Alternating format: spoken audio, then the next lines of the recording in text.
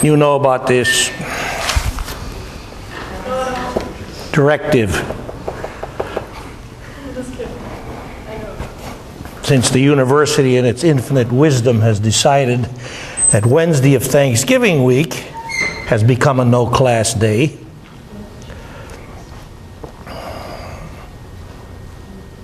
which means that relative to spring semester, the same class is taught with 4 fewer lectures. Can't be the same class. But now we have the advantage of the internet, so we can make it the same class. Therefore, regarding the introductory material with which you must be familiar to understand what's going on in chapter 23, I ask that either before or after you enjoy your turkey feast, you do this.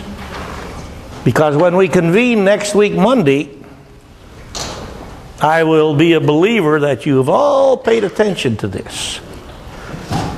And will answer any questions that you may have regarding such. And that's on Sakai, right? Sakai? No. I don't know what the videos are. Videos are not on Sakai. They're on the website for the class. Thank you. The link to get to the videos is on Sakai, if you don't remember what that is. And of course, this. Now then, let's get at and with good fortune complete our comments on chapter 22, electrochemistry. To pick up from last time.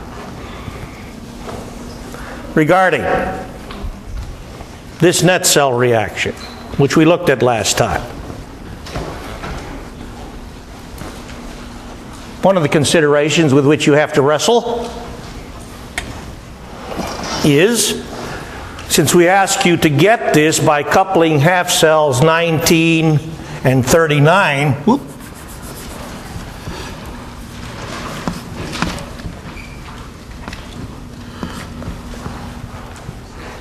in order to apply the Nernst equation, you got to have E0 system. E0 for this. But half cell 39 is tabulated at pH 7.00. So in the table of half cell reactions, you see an E value but not an E0 value. So to get E0 for the cell, you've got to apply an E0 value to half cell 39. We said, based on the chemistry indicated by this reaction, let's consider half cell 39 to be running at pH 14, which will give it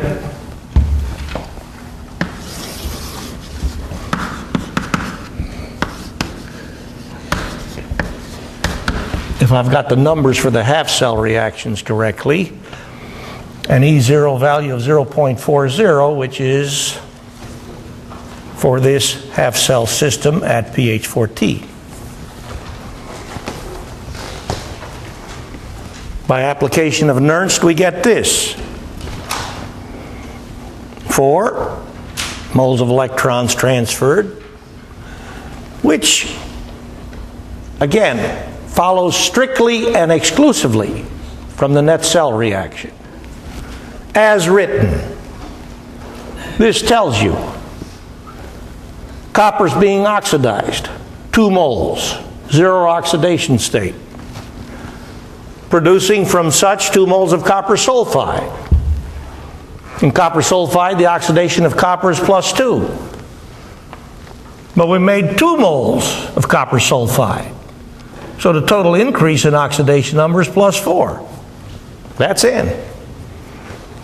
You'll also get the same value if you consider total change in oxidation number for what's getting reduced. What? This is getting reduced. Now, another wrinkle brought to our attention by this cell reaction. 2 moles hydroxide ion left, 4 moles hydroxide ion right.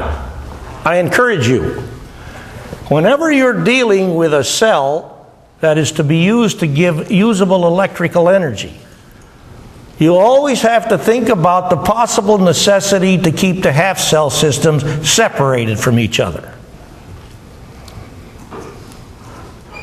So in order to keep with that consideration, in developing this net cell reaction, I did not cancel 2 moles of reactant hydroxide ion with 4 moles of product hydroxide ion.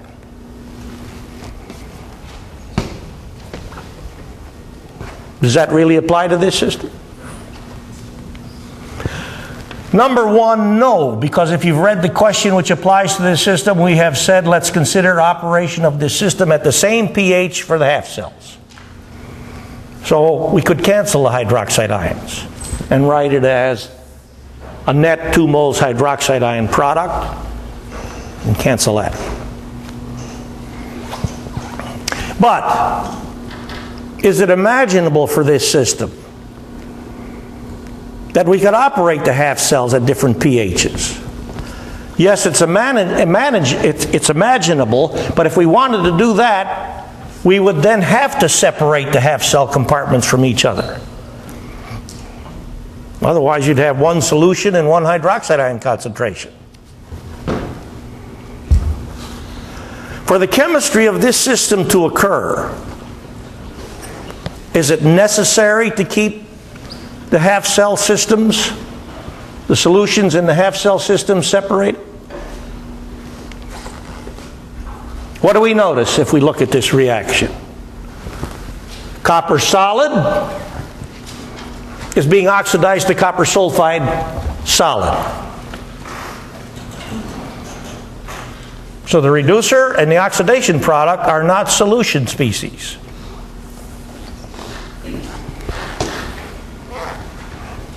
Oxygen being reduced to hydroxide ion. Now it's true that if we want E0 to be increased in using oxygen as an oxidizer, would we want oxygen to function? Would we want oxygen to be an oxidizer in acidic system or basic system? In this case, it's in basic system. We talked about this last time. Is oxygen a better oxidizer in acidic system or basic system? What is it? Acidic. Just for curiosity's sake. I suspect we are all, at least to some degree, familiar with food spoilage.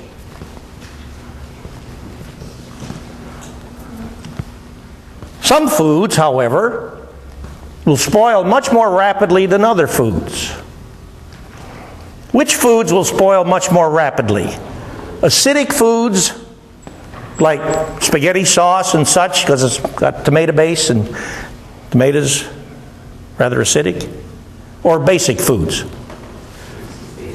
Basic, because they're better reducers. They more readily interact with oxygen from the atmosphere. Interesting. In any case, since we have stipulated that this system is run with the same pH in the half cells, we do not need to separate hydroxide ion in the cathode system from hydroxide ion in the anode system, and we could, for this system, do this. And this, if you didn't see it previously, shows you the net change in oxidation state experienced by molecular oxygen. 1 mole oxygen gas, that's 2 oxygen atoms, 0 oxidation state. 2 moles hydroxide ion. What's the oxidation state for oxygen and hydroxide ion? -2. So 2 zero oxidation state oxygens converted to 2 -2 oxidation state oxygens and producing the 2 moles of hydroxide ion. So there's the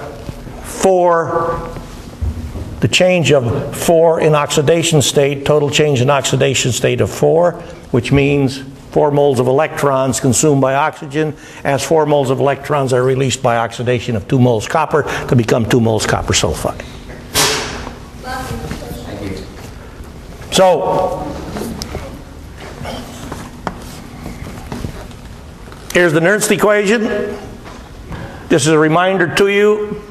Hydroxide ion numerator and partial pressure and hydrogen expressed in terms of its partial pressure in the denominator of our Q expression. These are cathode system components. They're part and parcel of the system involving oxygen. Whereas hydroxide ion denominator and hydrogen sulfide ion denominator are part and parcel of the anode system. They're involved with the oxidation of copper to copper sulfide. E0 cell, because we recognize that the hydroxide ion molarity is constant throughout, this is what Q converts to, and we get 1.08 volts for the system. Should it be partial pressure of oxygen?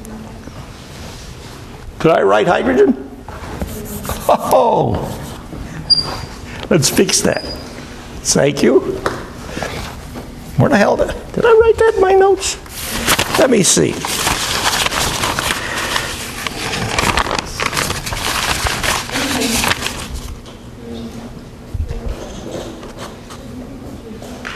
Nope.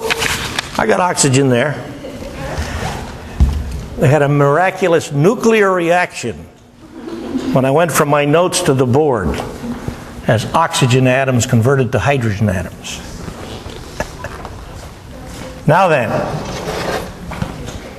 question 24 says, can we exert an E0 cell increase? Can we achieve an E0 cell increase for this system by use of 1 molar HCl? We've already recognized that if oxygen functions as an oxidizer in the presence of hydronium ion, it's going to be a much stronger oxidizer. Well, what about copper being oxidized to copper sulfide? Is copper more readily oxidized to copper sulfide? Does copper behave more strongly as a reducer in a system that's basic and a source of sulfide ion, like hydrogen sulfide ion, hydroxide ion combo? Or is copper more readily oxidized to copper sulfide in a system which provides sulfide ion, say, by H2S? Because if I acidify the system containing HS minus, I'm going to convert the HS minus to H2S.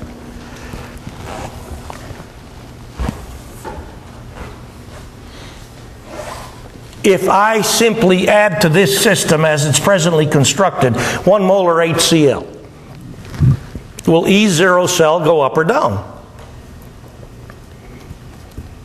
How are you going to find out? Look at the table. Look at table 2. Look at it now. It would go down because copper is a better oxidizer at a basic solution. Because 19 is... Copper is not functioning as an oxidizer in this system. It's a big difference. Now then, if oxygen functions as an oxidizer in the presence of standard state hydronium ion, what's E0? If oxygen functions as an oxidizer in the presence of 1 molar hydronium ion, what is E0 for that half cell system? Plus 1.23 volts. So notice,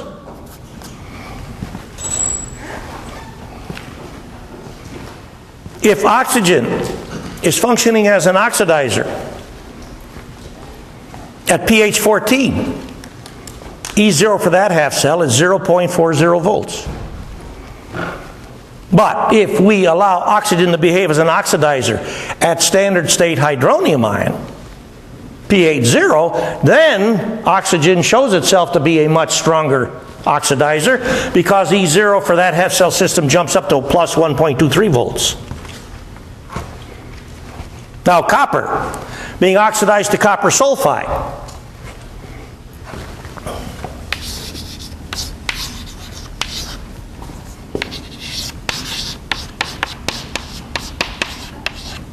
At pH 14, has an E0 value of 0.76 volts. You see that in the table?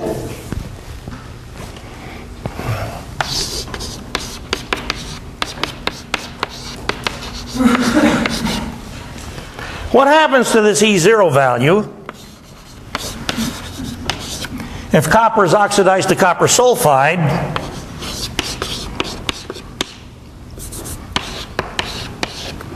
At pH 0.00. It's in the table. 0.037.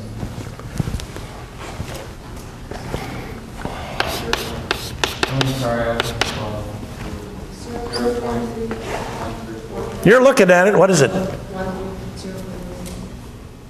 I'm listening. 0.134.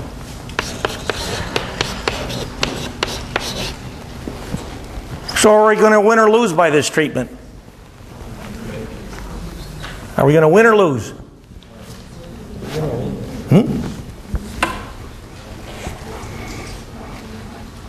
Oxygen as an oxidizer showed an increase in potential from 0.4 volts to plus 1.23 volts. Copper as a reducer showed a decrease in potential from 0.76 volts to 0.134 volts. Did we win or lose? We won. Now how could we make this a big victory? By applying it only to the oxygen?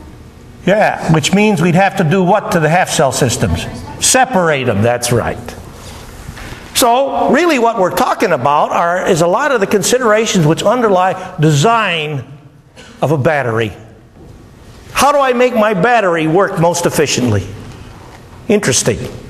And there's a lot of fundamental research going on regarding such today. In any case, we proceed. We talked about this last time.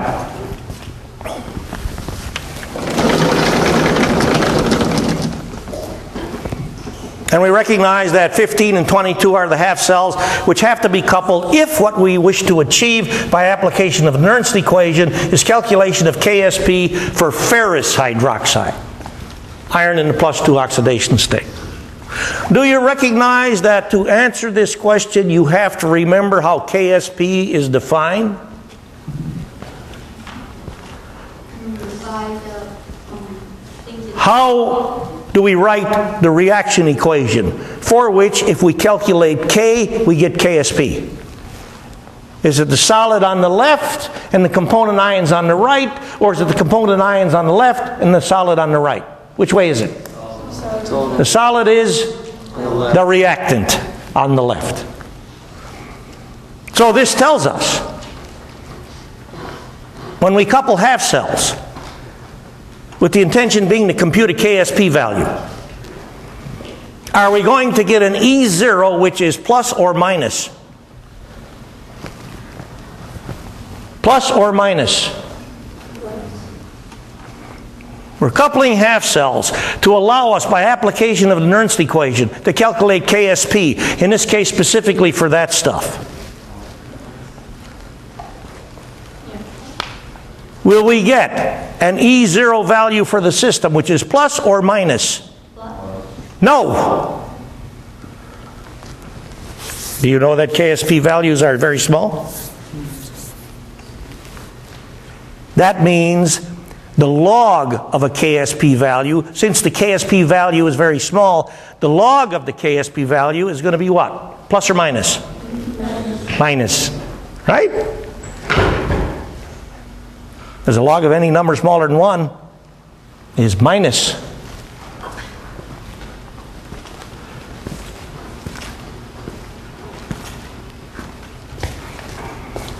And by recognizing that the solid is on the left in equilibrium with its with its component ions on the right, and that the K value for this is a very small number, the E0 for this system has got to be minus.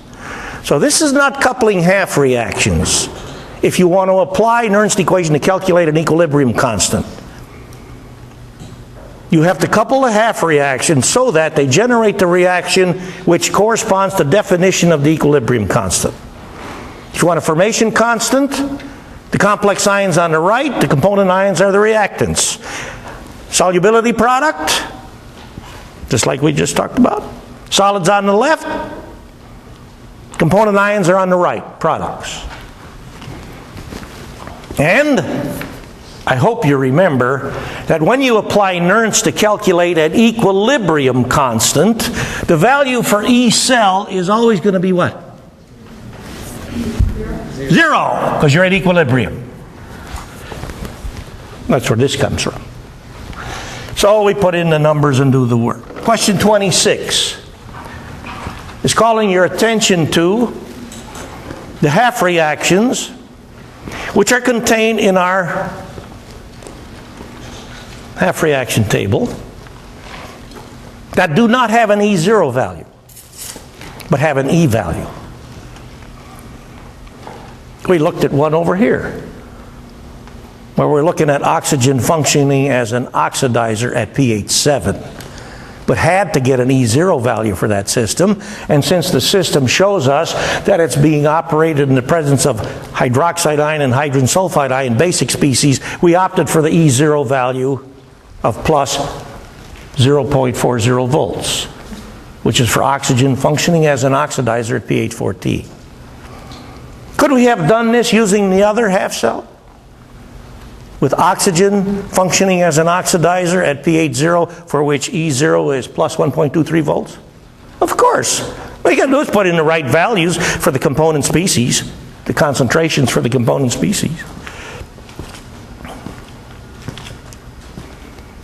Now then, specifically in this case, we're talking about, I forget the number of this half cell. It's in the notes. In the table. You're looking at the table. Which is it? I think it's 23. Is that correct? Half cell 23.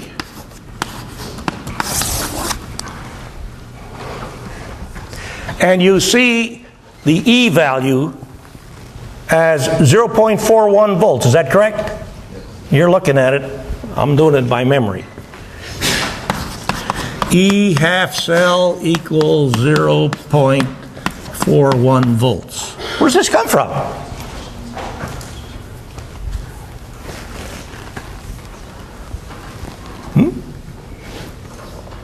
I could apply the same question to the other half cells, which are contained in the table and which have E values tabulated rather than E0 values. Where do we get these E values? Where do we get them? From the Nernst equation.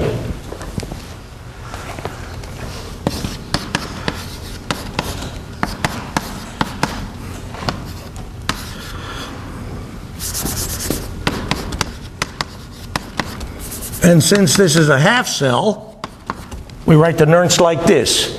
E half cell equals E0 half cell minus 0.059 V over N log Q.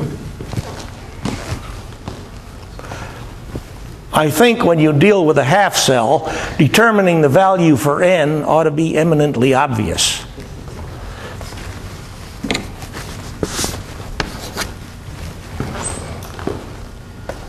What's E0 for this half cell?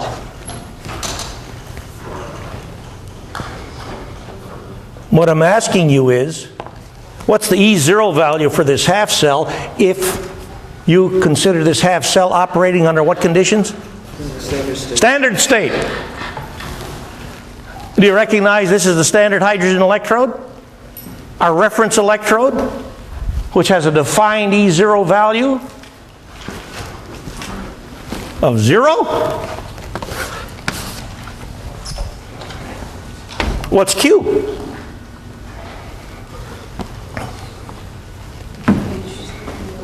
Hydronium ion molarity squared divided by partial pressure of hydrogen gas.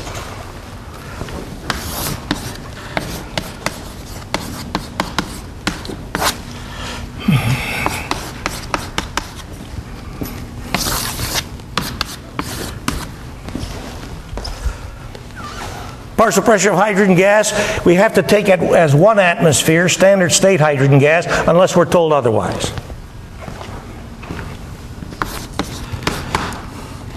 And we'll just write down 1, because it's 1.0 forever. And now we'll see where we get E cell. What's this? 1.0 times 10 to the minus 7.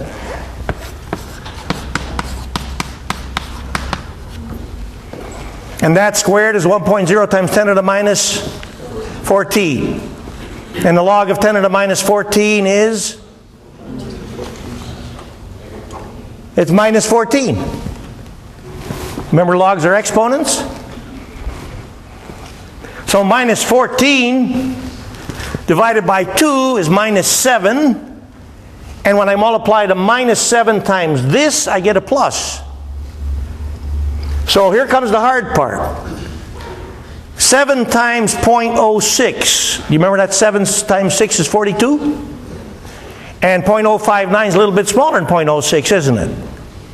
So you shouldn't be surprised to find out that 0.41 is the value. So we go to concentration cells. Interesting cells. And perhaps you recall that we did remind you at the start of chapter 22 conversation, when before you we put a strip of zinc in zinc sulfate solution and a strip of copper in copper sulfate solution and posed the question, is a redox reaction occurring in that system? The answer is yes, it is. A reducer reduces its own conjugate oxidizer and vice versa. But that is ever so obviously a short circuit system. So it's impossible to observe any electrochemical potential for that system when the reducer is in contact with its conjugate oxidizer. So let's look at this system, which tells us, the reaction tells us, consider the oxidation of copper by its aqueous complex ion conjugate oxidizer to produce the aqueous complex ion of copper as the oxidation product and copper as the reduction product. Question, what's the thermodynamic driving force for a concentration cell?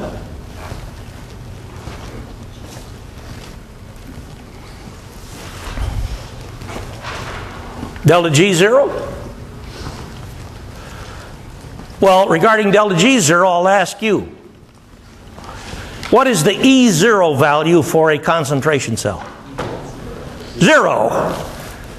Because you got the same half-cell reaction, except in one case it's written in the opposite direction. So when you sum the E0 values for a concentration cell, you always wind up with 0. So delta G0 can't be the answer.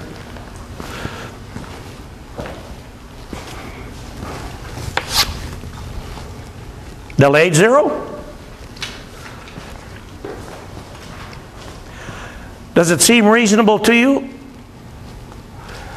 that the bonds which are broken have got to be identical to the bonds which are made? So is this the driving force? Which allows us to rule out this. Well, how about this? Because when you see that superscript 0 up there, it means change in entropy considered strictly and exclusively at standard state conditions. Put it this way. If I expect to reduce hydrated copper ion at 1 molar. That's standard state, isn't it?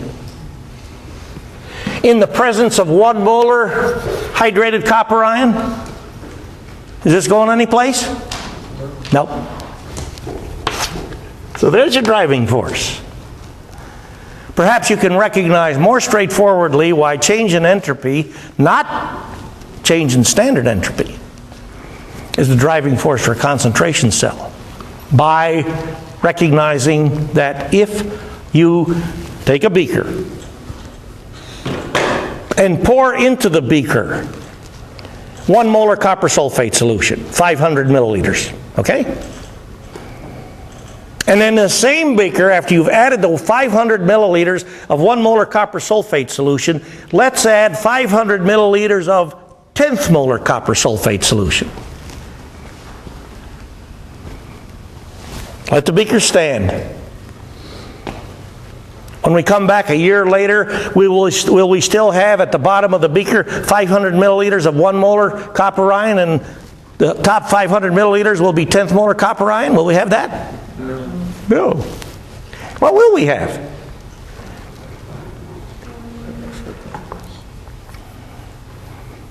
Will we have a copper ion concentration that's intermediate between 1 molar and 10th molar?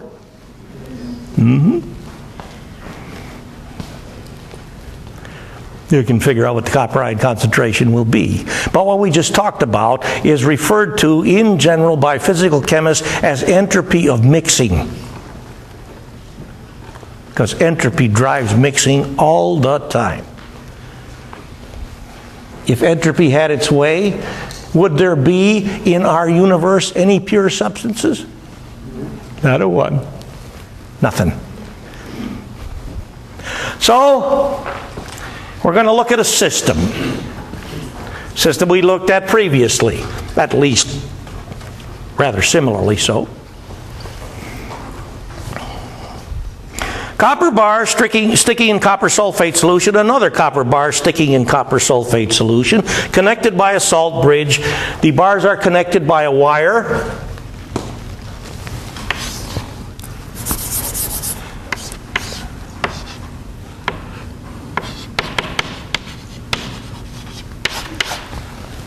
And the wires are in turn connected to the leads on a potentiometer. We want to read E for the system. We recognize we can't read E0 for the system because that's 0. Now then, let's imagine that our potentiometer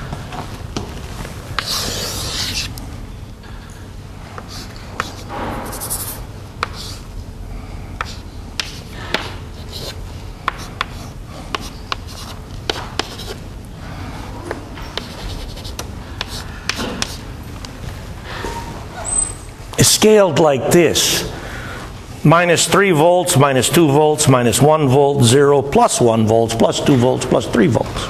All right? We're going to make a concentration cell.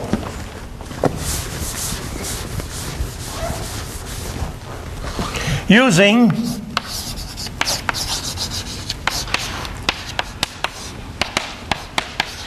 .0 molar copper ion, hydrated copper ion,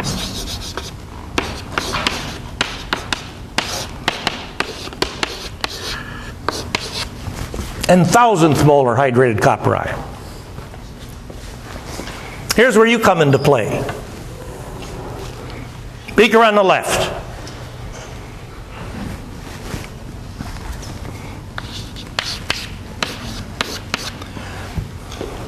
A is 1 molar copper ion. B, 1,000th molar copper ion. Into this beaker, which copper solution you want to add? How many vote for A? You have to vote, otherwise I won't allow you to go away for turkey. And I'll chain you to the computer and you'll have to watch Horvath videos for the whole damn week. Ah! How many want to put B in beaker? Oh, the B's win. which means by default, A goes here. All right?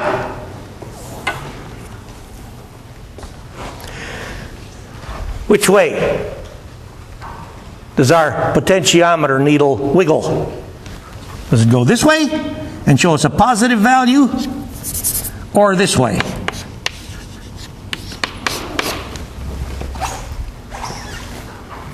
What we're really asking you is, if we construct a system, as we have decided by vote, that this contains solution B, the dilute copper ion, and this contains solution A, the concentrated copper ion, is this half-cell compartment the anode or cathode? This half-cell compartment is?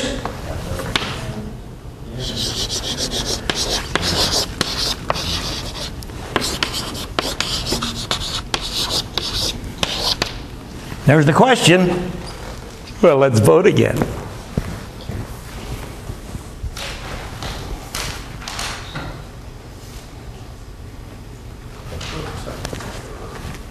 Anode. Cathode. Well, I think by a slight majority, the correct answer won.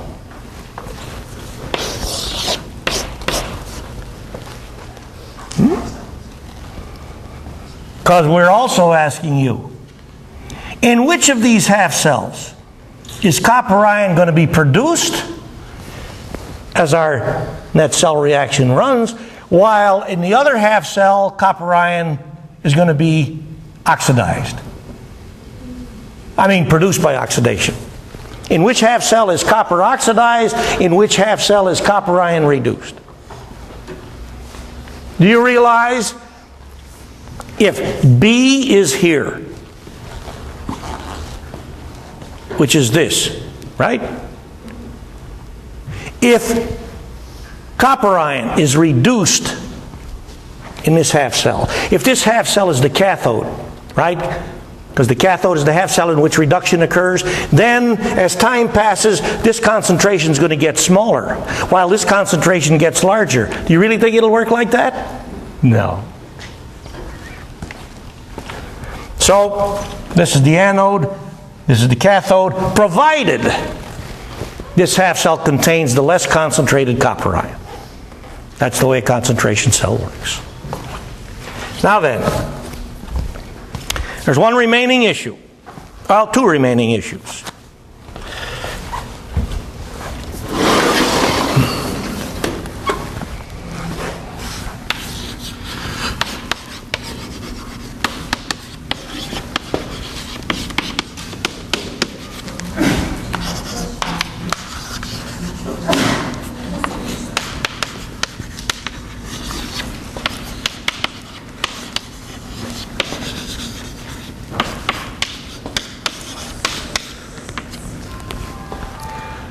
Galvanic protection, which I expect you've all heard about,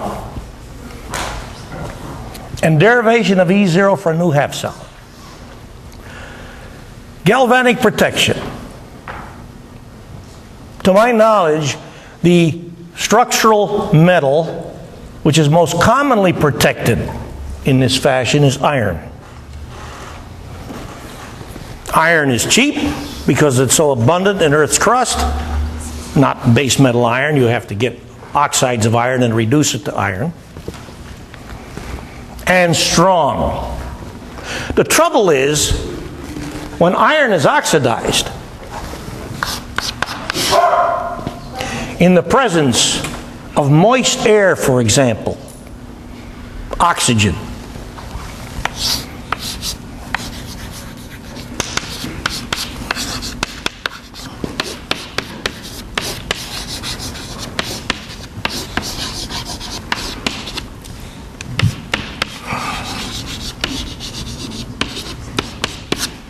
you get this stuff.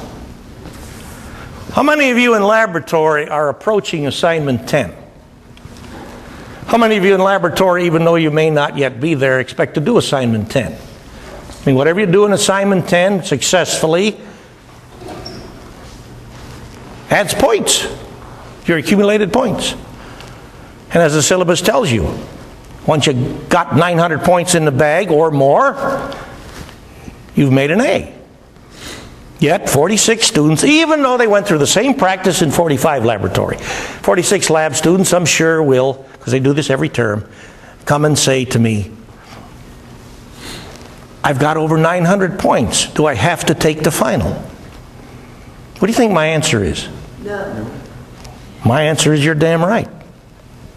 And they go, but it says, I said, you asked me. Don't you understand what the syllabus says? You have to take the final. And then they'll say, what if I take the final and make a 0? I said, well, you get an A.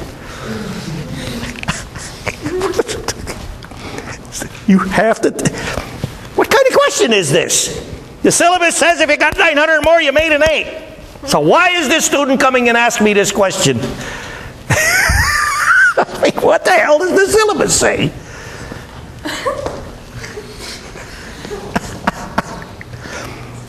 I said, look at it this way.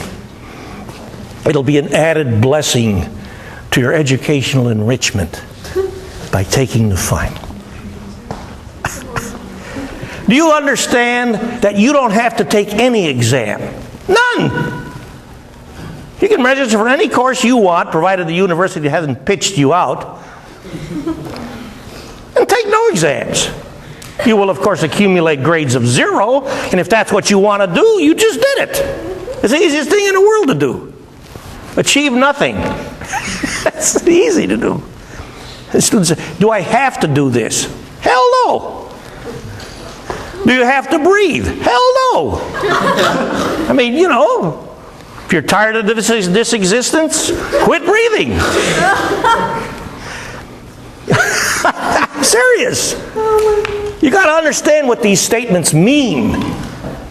That's why I try to be precise with what we say. In any case, I would like you, since we don't have time to finish this chat, but it'll only take a few more minutes, to read about galvanic protection. The problem with this stuff is it's structurally horrible. So when iron, which is structurally strong, oxidizes in the presence of moist air to become this stuff, which is structurally horrible, this stuff falls off and exposes more iron to moist air. So more rusting, and pretty soon where you used to have, like on my wonderful old 69 Chevelle, which had 300 horses under the hood, where I used to have a fender, after students bumped into it enough times, I had a hole. Because it scratched it, it rusted, the rust fell off, more rust fall off, more rust fall off. Pretty soon now I don't have a bumper anymore, or a fender anymore. So what do we do with this? We affix to the metal we want to produce a metal which is a stronger reducer, usually zinc. The zinc will adhere strongly to the iron if it's put on properly. And now, exposure to the moist air causes oxidation of zinc rather than iron, because zinc is the preferentially oxidized material, causes the stronger reducer, and zinc converts to this stuff or this stuff. Now, the nice thing about these things is these have structural integrity. They stay on the surface and shut down oxidation. You might want to keep this in mind when you deal with quiz 3 tomorrow. Okay? We'll finish this talk when we get back together next week.